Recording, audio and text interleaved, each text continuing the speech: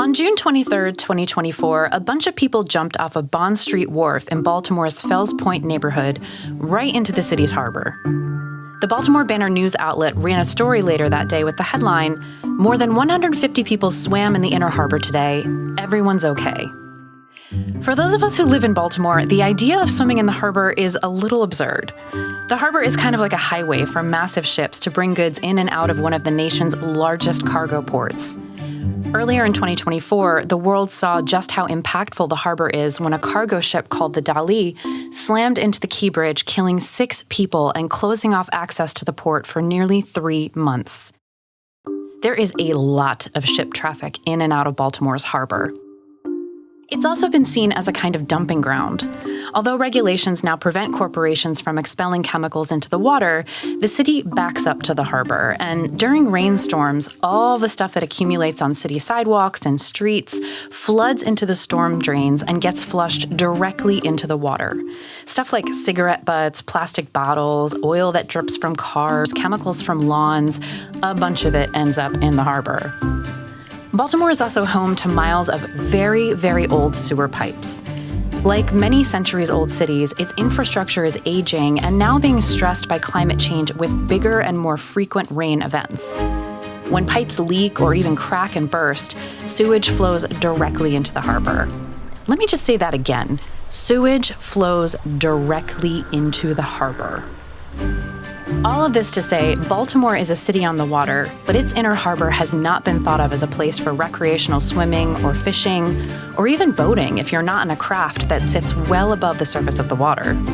So that harbor splash event in June was quite the spectacle. Elected officials, scientists, environmental activists, and Baltimore residents were among the 150-some people to participate. It was the city's first public swim in the harbor in more than 40 years, and it took nearly a decade and a half to pull off. The story of how Baltimore's harbor became swimmable is one that's uniquely Baltimore. It involved a lot of people, a lot of big dreams, a little bit of quirk, and a whole lot of science. I'm Lindsay Smith-Rogers, and in this special episode of Public Health on Call, we're going to look at 4 ways Baltimore activists, coalitions, agencies, scientists, and civilians came together to fight for a swimmable and fishable harbor, getting people's attention, collecting data, mitigating sewage, and battling against trash. Let's listen.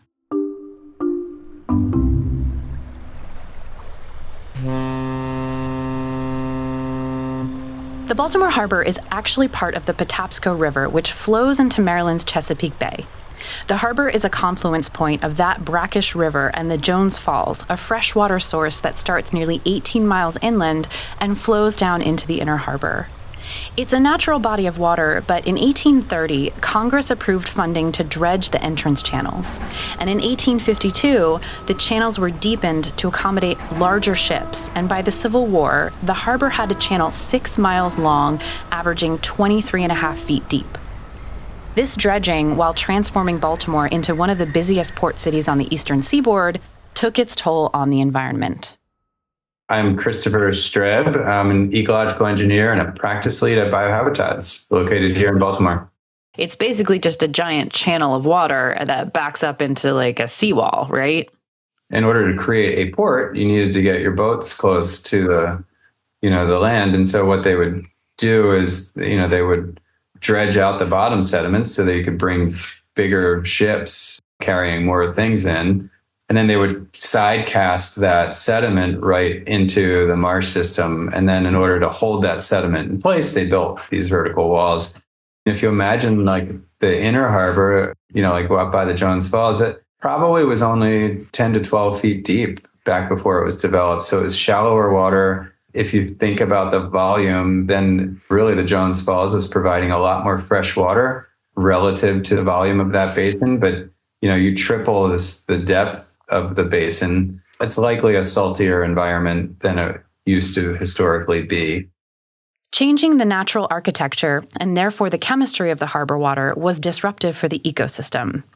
Then you add in a couple of centuries worth of hazardous waste and trash dumping, pollution, and a general disregard for the harbor as anything but a highway for boats and ships, and you wind up where we were in 2010, which is when the Healthy Harbor Initiative was first announced.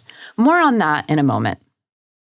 I grew up in upstate New York in an area around the Finger Lakes, which was just full of the most beautiful waterfalls and swimming holes. And so when I moved away from my hometown and moved to new places like Baltimore, it really struck me that the waterway was really seen as off limits or toxic, like that if you touched it, it would melt the flesh off your hand. People literally believe that. It's not true, but people believe it to this day that the water is so polluted you can't touch it. That's Adam Lindquist, the vice president of the Waterfront Partnership of Baltimore. The Waterfront Partnership of Baltimore is a phenomenal organization that works in Baltimore's Inner Harbor, really taking care of and promoting our waterfront. So we provide core services like landscaping, cleaning, and hospitality services, but we even go above and beyond those core services to things like our Healthy Harbor initiative, which is working to clean up the Baltimore Harbor to make it safe for swimming and fishing. Lindquist joined the partnership in 2011, about a year after the city and a coalition of groups made an announcement that their goal was to make the harbor swimmable and fishable by 2020. It was a moonshot. Baltimore, located on the Patapsco River, is the largest city in Maryland and one of the oldest cities in the United States. Baltimore town was founded in 1729. This is from the Healthy Harbor documentary, a 30-minute video that Lindquist produced in 2012 with a nonprofit called the Living Classrooms Foundation about the Healthy Harbor movement. The Healthy Harbor Initiative is a plan to make the water fishable and swimmable by the year 2020. It is also a way to have a community, better environment, and a better place to live for all of us. When Lindquist first started working with the Waterfront Partnership, a big part of the initiative was just getting people's attention. So they started looking for ecological projects that could involve the Baltimore community and help people re-envision what a healthy harbor might look like. I think early days, we were really looking at how are we a comparatively small nonprofit? What are we going to do to really improve water quality? So I actually helped write the Healthy Harbor plan because I had this experience in environmental planning. And then we were looking for things we might try. And the first thing we tried were floating wetlands. So the Baltimore Harbor has no natural shoreline anymore. So if you want to bring back wetlands, you have to get creative. Christopher Streb, the ecological engineer, was one of the people who spearheaded that project. This was really early on in that technology. We were creating these little floating platforms that were very DIY. And the buoyancy of those platforms was from plastic bottles collected from the harbor itself. Think of that as the inner core. And then we put kind of a really high surface area PET, polyethylene. It was made out of recycled plastic bottles. It's a panel, and it was a panel on the top and the bottom. And then we had netting that we then pinched around the perimeter with cedar 1x1 or 2x2. I can't remember what size the material was. And we just screwed it together. So it was like a sandwich or maybe like a hot pocket of plastic bottles. And then we just cut holes in, and then the plants are grown just hydroponically. Streb and his team at Biohabitats worked with students from Living Classrooms, a local nonprofit, to build the wetlands. Not only were the youth learning about trash in the harbor, they were learning about the natural environment, like what native plants might have been here centuries ago. This is a brackish environment, so we have a pretty limited plant palette. So primarily we were using Spartina alterniflora, and we also planted some Spartina patens, hibiscus, one of the only flowering plants in a brackish environment. Streb said that the floating wetlands were only about 2,000 square feet, but they thrived. That deep water, that dredged channel condition, what we're missing in the harbor complex are really areas for smaller fish and smaller organisms that represent kind of the base of the food web. So it becomes like a little reef, and all the roots begin to suspend down into the water column. And on those roots, you end up getting various invertebrates and mussels and barnacles and whatnot will begin to attach to the bottom of the structure. And they're providing some water quality benefit. So doing a little filter feeding. The project ended in 2016 because all those barnacles and mussels were actually pulling the structure down too far underwater by that time. But Streb said it was a great proof of concept, and groups like the National Aquarium are now replicating it in other areas around the harbor. But by themselves, the wetlands weren't enough. The footprint of the floating wetlands was minuscule in this massive harbor. We're not going to restore the nutrient balance of the harbor by uptaking all of the available nitrogen and phosphorus with floating wetlands, but we are definitely providing habitat that's been missing. I call them ecological prosthetics. They don't really perform all the functions that a true marsh does, but they provide some of the functions of a marsh system. They did serve a vital purpose. They got people's attention. They were these beautiful little floating islands with birds and grasses, and they were parked in areas of the waterfront that received a lot of foot traffic. Another one of Waterfront Partnership's early projects involved oysters. Here's Adam Lindquist again. We started something with the Chesapeake Bay Foundation we call the Great Baltimore Oyster Partnership to grow oysters off of piers and docks all around the Baltimore waterfront. And oysters, we get them from a lab, and they're little baby oysters known as spat, and we grow them in cages for 9 months. And that gives them a huge head start on life. When we designed that program, we said we're going to maximize volunteer engagement. So we make sure that our cages are all adopted by different companies around the waterfront. And on the weekends, we have big volunteer events where people have to come out and help us take care of these baby oysters. We call it oyster gardening, but really we're not gardening these oysters for eating. They're for restoration purposes. They're really out there to provide habitat and filter pollution. Projects like floating wetlands and baby oyster nurseries are great opportunities to call attention to water restoration. While they may not by themselves be transforming the entire harbor's water quality, they galvanize science, people, and technology, and they're great moments for education. What's also important to a giant restoration effort like this? Data. Lots and lots of data.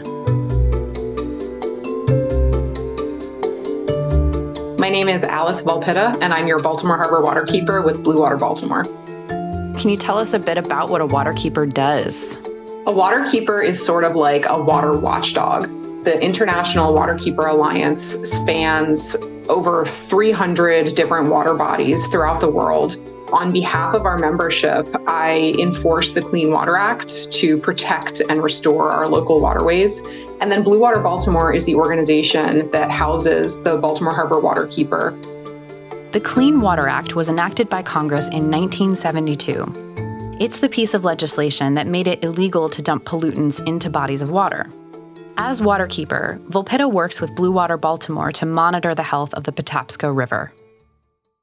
Since 2010, Blue Water Baltimore has been operating a water quality monitoring program in our local waterways to figure out how sick or healthy our waterways are. So we take measurements of things like nutrient content, dissolved oxygen levels, bacteria, and we score those measurements according to the Mid-Atlantic Tributary Assessment Coalition's protocols. Volpetta and her team not only take regular measurements, they translate those data points into recommended actions for organizations and agencies, including Baltimore City. It's something called the eco-check mechanism. And we can use that set of parameters to figure out, okay, what does a 5 milligram per liter dissolved oxygen level really mean for water health? How can we translate these numbers into actionable indicators to tell us where we've gone wrong and where we're moving in the right direction? So we take all of that information, all of those scores, and then we advocate for the policies and solutions on land that will measurably improve water quality. The overall health of a body of water is made up of a lot of different measurements, but there are a few that stand out. People will get hung up on the most obvious metric of water health, the one that is most closely related to human health, and that's bacteria. This is something you'll hear again and again, that the quality of water in the harbor is closely linked with bacteria levels. Before we talk about why there's certain bacteria in the harbor, it's important to explain exactly what we mean when we say there's bacteria in the harbor. I'm Eric Schott. I'm an associate research professor at the University of Maryland Center for Environmental Science. I work at the Institute of Marine and Environmental Technology right down on the Inner Harbor in Baltimore. When we talk about the health of the Baltimore Harbor, a lot of people tend to use bacteria levels as an indicator. So what are we talking about when we talk about bacteria?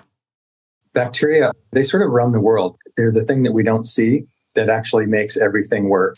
Bacteria are the things that recycle carbon and nitrogen from waste products to what we can use. They are the foundation of ecology, in fact. They're kind of amazing. When people say bacteria, we usually think of bacteria in the context of an infection or something that makes you sick. But most bacteria are incredibly beneficial. In the harbor, when people talk about bacteria, they're really talking about what's called a fecal indicator bacteria. These are bacteria associated with sewage that don't actually hurt you, but their presence tells you that there's probably sewage there. So, to be clear, it's not the bacteria itself that can be so harmful to humans. It's the other things that you have to worry about that come along with them if there's sewage, like viruses or parasites or, disease-causing microbes.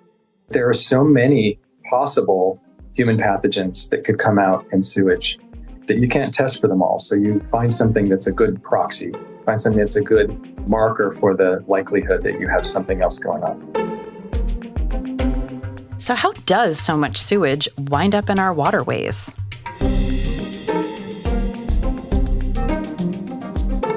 My name is Natalie Exum. I'm an assistant professor in the Department of Environmental Health and Engineering at the Bloomberg School of Public Health. My work focuses on the nexus between these two fields, between environment and how water moves through our environment and through our pipes, and connecting that to public health and how that infrastructure is actually public health infrastructure and is actively keeping us healthy and safe on a regular basis, even though we may not appreciate that every time we go to turn on our taps in the morning. Exum has done a lot of work in Baltimore. Like many older cities, its infrastructure is struggling to keep up with modern demands and climate change. If we could take a slice of our road, what you would see is there's a lot of things under there, but you should be putting these sewer lines on the very bottom because, they crack. We certainly have very old ones. Sometimes they're made of wood because that's how they were first laid in the early 1900s. When we talk about sanitary sewer overflows or combined sewer overflows, what we're talking about is there are always separate pipes that take your flushed toilet water or the water that's coming out of your home or apartment down under the street to a wastewater treatment plant. That is always in place. The challenge is when there is potential inflows from stormwater, and these systems sometimes have had that mixing, right? And they usually don't mix when there's not a lot of rain, for example. But if there is more inputs into those sewer lines, then what you do have is you kind of have these outflows that are designed to prevent backflows into your basement, but then they just kind of shoot off into creeks or into water bodies like the harbor. Sanitary sewer overflows, which can occur when there are big rain events, are happening more and more often with these very old pipes and with climate change bringing larger storms. They don't just overflow into the rivers and creeks that feed the Baltimore harbor, they can also occur throughout the city, even into people's homes, which is incredibly dangerous. Sewage water, as we've learned, contains all sorts of pathogens. To fix this requires replacing the piping inch by inch, which is a traffic and logistical nightmare that many city dwellers are familiar with.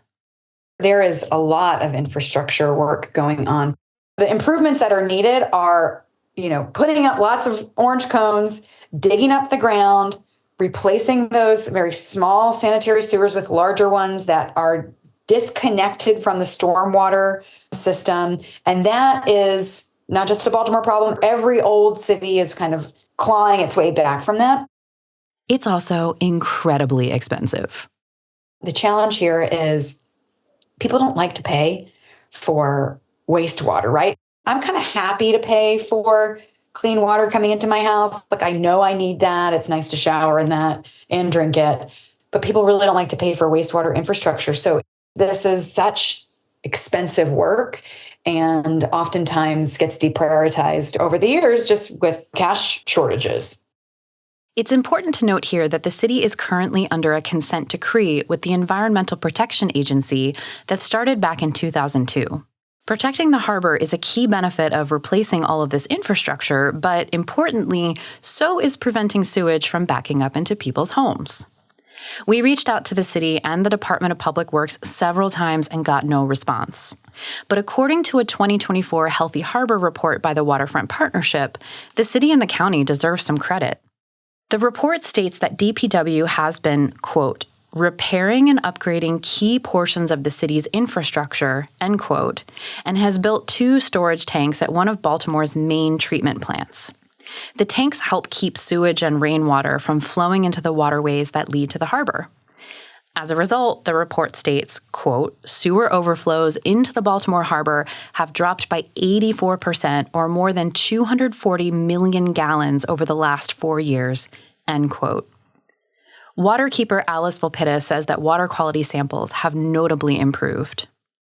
Over the course of the past 13 years, since we've been taking monitoring samples from our different locations throughout the tidal and non-tidal waterways around Baltimore, we've seen a really encouraging trend, which is that bacteria levels in general are getting better in our local waterways.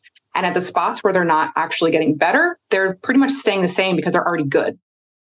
In addition to bacteria levels, there are many other data points that Volpita and her team look to determine the health of waterways, including nitrogen, phosphorus, and chlorophyll levels, and other indicators. Some of these are what are called resiliency factors. Whenever it rains anywhere, stuff gets washed from land into the water, whether it's a harbor or a river or a lake or an ocean. For 24 to 48 hours after a big rain, stormwater runoff can disrupt the level of chemicals and compounds depending on what's been flushed in.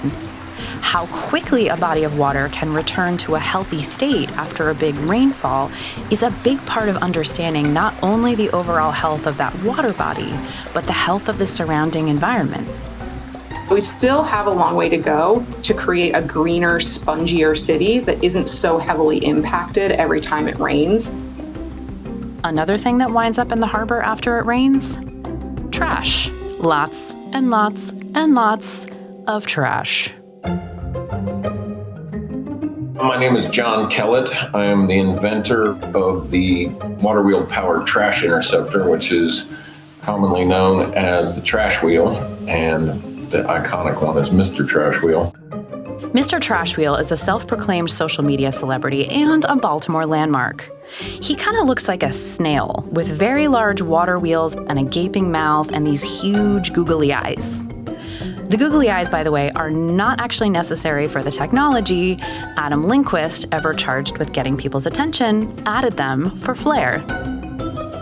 I named the device Mr. Trash Wheel. And with a set of giant googly eyes that I built in my basement, we brought John Kellett's invention to life, giving it a personality on social media and creating kind of a massive cult following of thousands of fans out there now.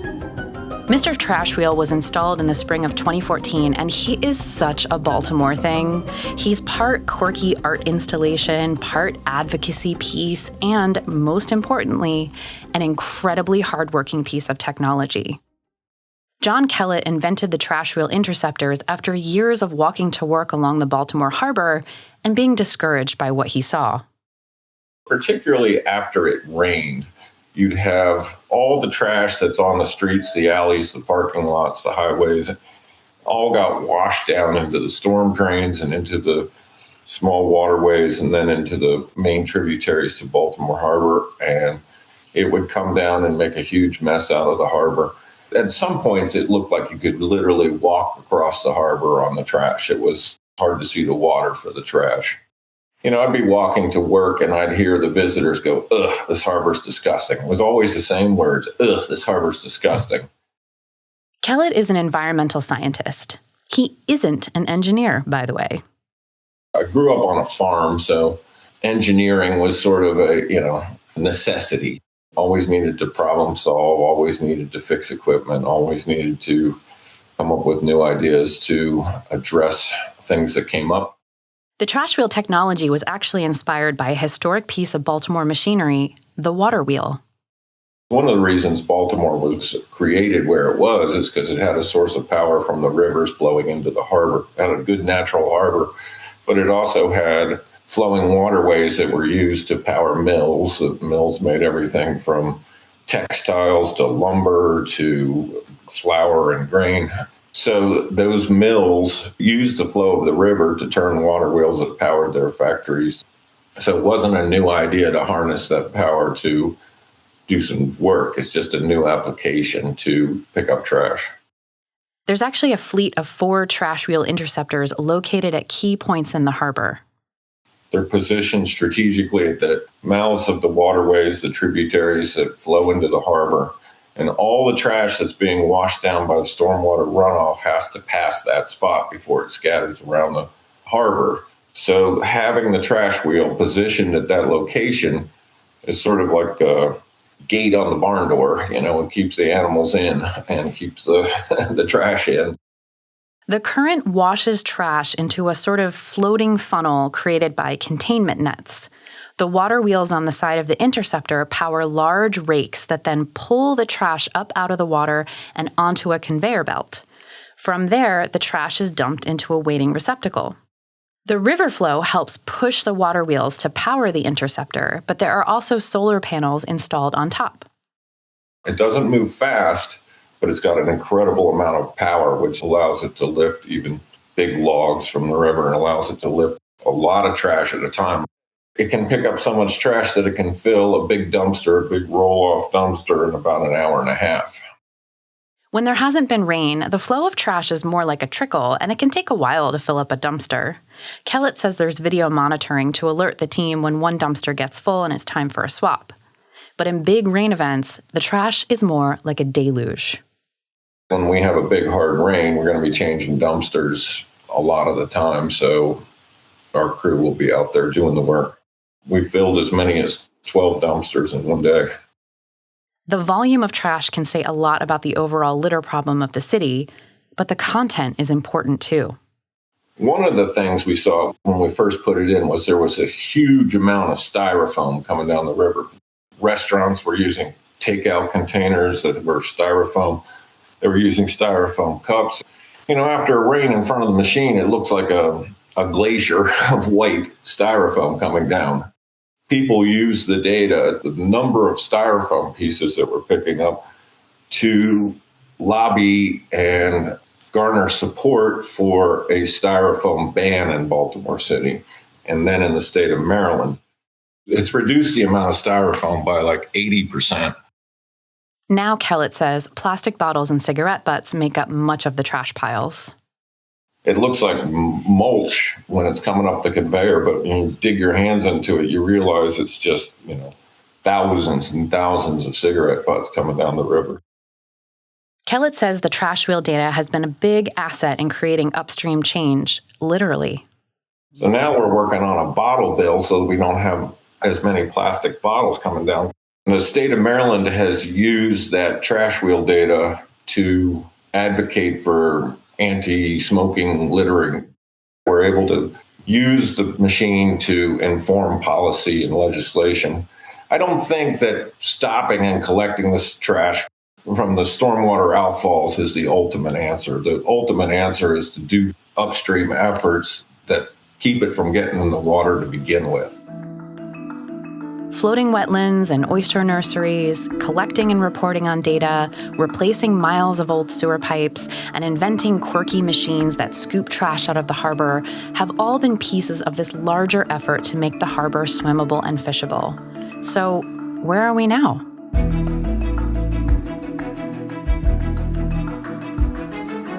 This summer, 150 people jumped into the Inner Harbor for the first harbor splash. Remember that? Yo, I saw them do it. The Waterfront Partnership's Healthy Harbor Report shows that many areas of the harbor are indeed safe for swimming. In October 2024, the Waterfront Partnership released its annual Healthy Harbor Report Card. Here's Adam Lindquist at that event. I am so excited to be here today to release the 2024 Healthy Harbor Report Card. This has been a long time in the making. For the past 15 years, Waterfront Partnership has talked about creating a swimmable and fishable Baltimore Harbor. And this year, with Harbor Splash and Katie Pumphrey's swim, that vision has started to turn into a reality. How did the harbor do? Let's take a look. What you'll notice right away is that ecosystem health stays pretty consistent throughout the harbor. It's nearly all seas. That's because ecosystem health indicators that we monitor change very slowly over months or even over years. Bacteria levels, on the other hand, which are what we monitor for recreational health, are highly variable. You'll see scores ranging from F all the way up to A+.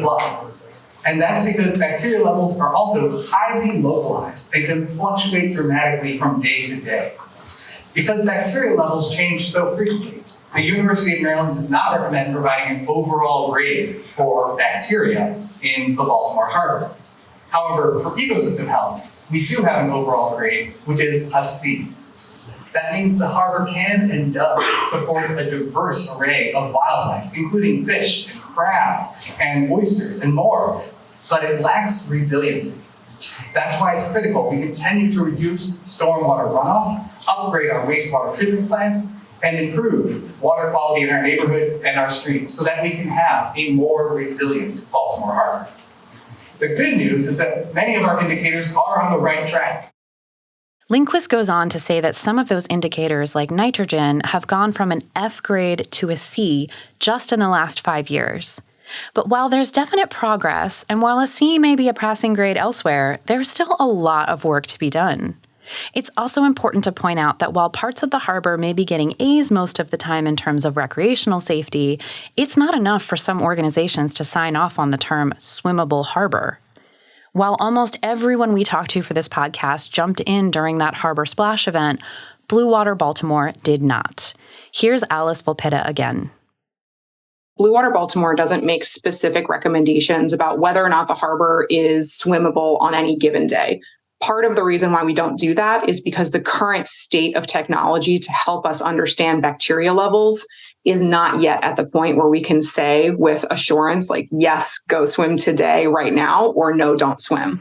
And then part of that is that, swimming in an urban waterway is an inherently risky activity. And sometimes it's very low risk and sometimes it's higher risk. But the reason why I say it's inherently risky is because you never know when one of those pipes may burst upstream, one of those pipes carrying sewage.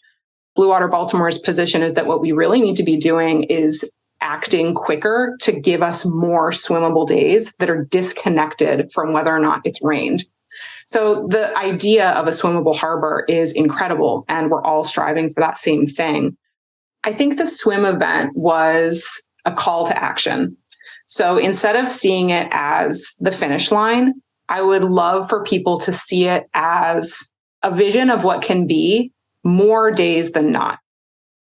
People may have jumped into the harbor at the splash event and kicked around for a few minutes, but no one was spending hours and hours in the water. In fact, there's only one person last summer who did. Katie Pumphrey is a visual artist and an ultra-marathon open water swimmer, and in June 2024, she became the first person to swim from the Bay Bridge in Maryland's Chesapeake Bay to the inner harbor of Baltimore, a distance of 24 miles. Pumphrey has swum ultra-marathons around the world. She's done the English Channel twice, she's done the Catalina Channel and around the island of Manhattan, but her Baltimore swim was something truly special. My big goal in the swim was to spread that message that we are reaching a swimmable harbor and that milestone should be celebrated and acknowledged. Pumphrey has to consider a lot of variables in open water swimming, from weather to air and water temperatures, currents and tide, boat traffic, and, of course, water quality. Waterfront Partnership has been testing the water more than any other organization, and testing the water also more often than any swimming area in Maryland. And, they're working with organizations that are studying this data. And I am an open water swimmer. I trust their data, and I trust science, and I trust experts in water quality. Pumphrey completed her swim in 13 hours and 54 minutes. She finished when her hand touched the seawall at the Harbor Place Amphitheater in the Inner Harbor. Mission accomplished for a marathon swimmer and Baltimore native, Katie Pumphrey, the first person to ever swim from Sandy Point State Park to the Inner Harbor. What an accomplishment. It is just incredible. I'm gonna drink a lot of water and celebrate more with my crew and my family. All along the shoreline were friends, family, news outlets, organizations like the Waterfront Partnership. Even Mr. Trash Wheel was there. It was a major moment both for Pumphrey and for the city. And what is the message that you gave that day? I think that change is a good thing, right? And progress is possible. I think that's kind of the big message. Also, that Baltimore is an awesome city, and let's not underestimate what we can do. I think that goes for our water, that goes for our city, that goes for our community, and that goes for the human body, right? What can we do in sports? What can we do in science? And what can we do all together? And how does that message get bigger and bigger and more inspiring? I think when you have the more voices behind it and the more people celebrating. The way that Baltimore came out and cheered for me and my team was incredible. But I think that was also people rooting for Baltimore, which is really great. And Baltimore should be rooted for. It's not a finish line by any means. We still have more to go, but Baltimore deserves to celebrate that huge win. It will take many more years of concerted efforts to truly restore Baltimore's waterways. And while we probably can't fully restore the harbor to its natural state, we can do better. And then we have to remember that this work takes decades and that protection and vigilance will be required in perpetuity. But it is possible. It requires people who believe it's possible and who are relentlessly applying science, activism, political will, and a little bit of Baltimore magic to the problem. I'm Lindsay Smith Rogers. Thanks for listening to this special episode of Public Health on Call.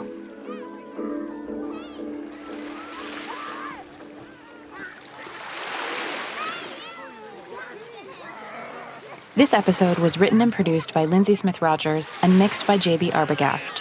Special thanks to Josh Sharfstein, Limari Morales, and Melissa Hartman. Public Health on Call is a podcast from the Johns Hopkins Bloomberg School of Public Health, produced by Joshua Sharfstein, Lindsay Smith Rogers, Stephanie Desmond, and Grace Fernandez-Ciceri. Audio production by J.B. Arbogast, Holly Cardinale, Spencer Greer, Matthew Martin, and Philip Porter, with support from Chip Hickey. Distribution by Nick Moran. Production management by Catherine Ricardo. Social media run by Grace Fernandez-Ciceri. Analytics by Eliza Rosen. If you have questions or ideas for us, please send us an email to publichealthquestion@jhu.edu. That's publichealthquestion@jhu.edu for future podcast episodes. Thank you for listening.